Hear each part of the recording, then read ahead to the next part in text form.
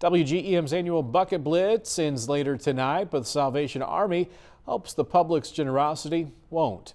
The Salvation Army hopes to raise about $5,000 today, and $135,000 is total as part of its Christmas campaign this year.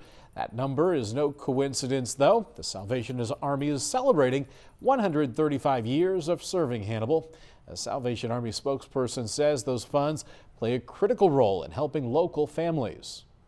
Goes directly to the people that need it most, the people that are struggling with food insecurity, don't know where their next meal is going to come from, people that need rent or utility assistance. It goes where it's really needed most in the community. And Reed says continued support during and after the Bucket Blitz also crucial as families face that bitter cold winter.